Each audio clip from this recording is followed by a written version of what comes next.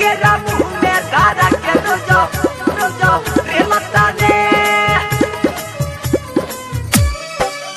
केरा मुँह में दादा के रोजो रेलता रे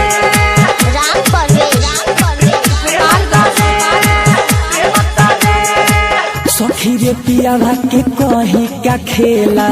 सखी रे पियावा के कहीं क्या खेला केरा मुँह में दादा के रोजो रेलता रे केरा मुँह में दादा के रोजो रेलता रे केतनो चिल्लाई देला पूरा घुसाई केतनो चिल्लाई देला पूरा घुसाई चौकी पर बेला ना से बेलता रे केरा मुँह में दादा के रोजो रेलता रे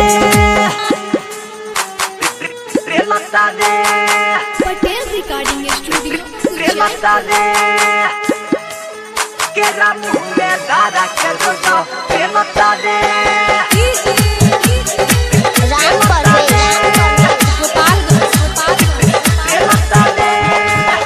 रतियो भरी करे सखी आ पूरा दिनों में पाजा धरता रतियो में करे सखी आ पूरा दिनों में पाजा धरता बानी हैरान ओकरा रहन से हम तो बानी हैरान ओकरा रहन से हम तो दोनों जो बना के धके खेलता रे केरा मुँह में दादा के रोजो रेलता रे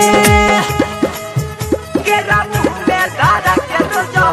रोजो रेलता रे केरा मुँह में दादा के रोजो रेलता रे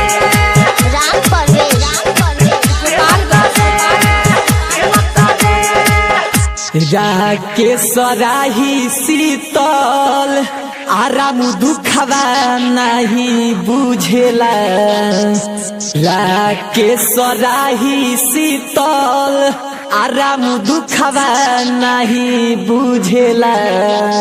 सटल रहे जैसे सटेला लाशा सटल रहे जैसे सटेला लाशा पूरा भीतर ले डाली खेलता रे केरा मुँह में दादा के रोजो रेलता रे केतनो चिल्लाई देला पूरा घुसाई केतनो चिल्लाई देला पूरा घुसाई चौकी पर बेला ना से बेलता रे केरा मुँह में दादा के रोजो रेलता रे